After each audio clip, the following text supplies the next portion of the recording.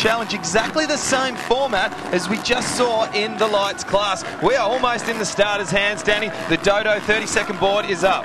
Wow, this is going to be a tight first turn. I reckon they're all going to be running out to the berm just to try and find a way to turn around. You can see the board is now sideways. The mechanics run away.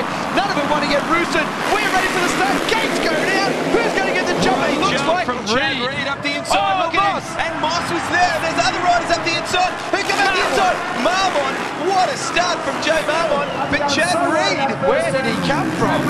How did he find his way around the riders just then? It looked like Marmon had it absolutely tied up. Millsap back there at third. Oh, Mossy with a bit of a mistake there. oh, have a look at those special match tyres that you were talking about earlier on, Danny, across the whoops. Definitely got the ones set up in the pits so they hold on the outside. They are absolutely gripping up right now. This is where the rest of the riders are going to struggle. Good battle for second, third and fourth. But there we see second place, Jay Marmon, Davey Millsaps and Daniel Reardon. These guys, they almost look like they're tiptoeing their way around the circuit. That is not the case. These guys are going so fast for the conditions. They are. It's so slippery out there right now. I can guarantee you we'll probably see Gary have a Reid. look at Daniel Reardon. Line, and he's so close now to Chad Reed.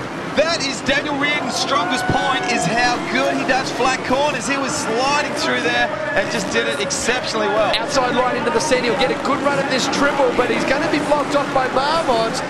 Now, I tell you what, we might even see a challenge for the lead here with Reedy. We expect him just to run away with it. These conditions, they really might change things up.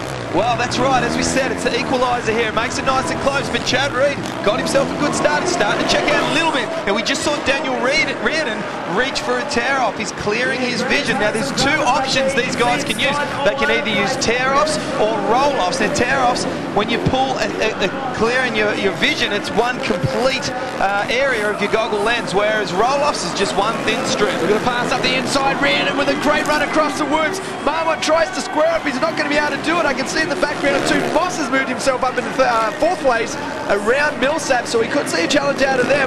Well, to the outside and back up the inside wasn't to be. Daniel Reardon knew exactly where Marmont was heading. Watch for the speed around the flat turn, though, by Reardon. A bit of a little case there. Oh, Reardon onto the face of that jump, but have a look at the slide as they go around this flat turn. There is Moss looking for the dry outside Now, lines. you would have just seen Chad Reed is not checked out. We saw him on the very edge of the screen a second ago. He is still only a couple of seconds ahead of these guys. He is far from checked out. It is not much. At 5 laps the race distance, they have been shortened up as our lap times have slowed up by about 7 seconds since the rain has come down. Yeah, that's for sure. The battle still continues back there. Second, third and fourth. Moss all over the back of Jay Marmon. It's Honda, Yamaha, then Suzuki. And Moss is getting so much roost. Let's go down trackside with Gary Reid. Well, boys, down here on the track, the interesting thing is every lap these guys are finding it different conditions. Obviously, it's stopped raining now. It was raining. Jay Marmon just had a massive over jump on the triple. Obviously, must have thought he was going to lose a bit of traction. Oh, Gary, look at the whoops. Have a look at the whoops. Matty Moss is through on Daniel Reardon. Boys, where did he come from? Well, Moss has really found his form in these slippery conditions, and he's got his eyes set on that big green monster Kawasaki #1 plate just in front of him.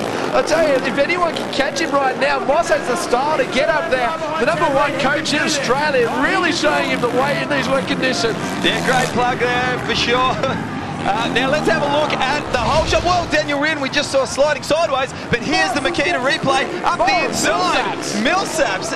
He was sneaky. Wow, devil. that was so sneaky. He's a sneaky guy. He got up there with the whole shot. He's going to be happy with that little extra bit of a prize money bonus going home. Laps 3 and 4, we're about to start 4, so 2 laps to go. And I tell you, it's all Reed at the moment, but Moss is working hard.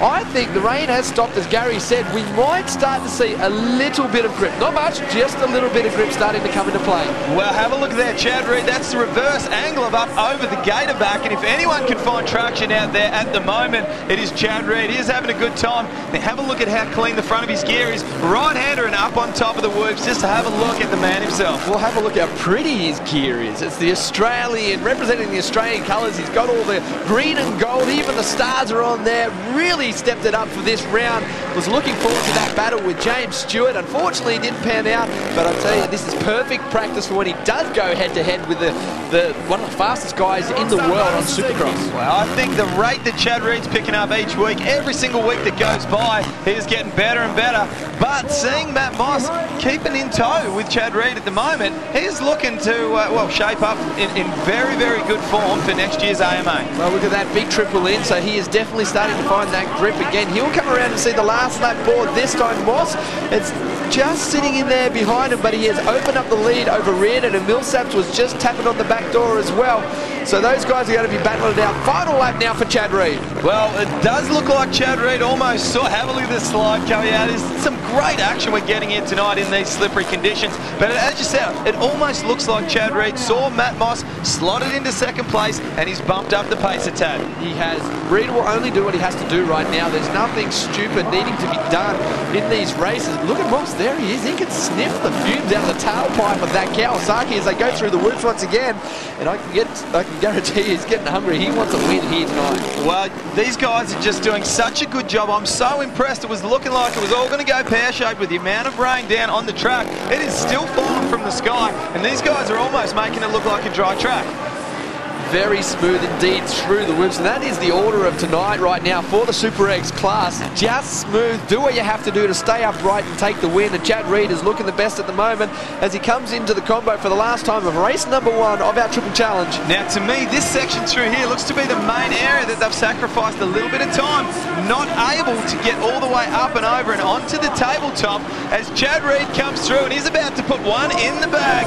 Race 1 victory here in the Triple Challenge in the Super X class. What a win for Chad.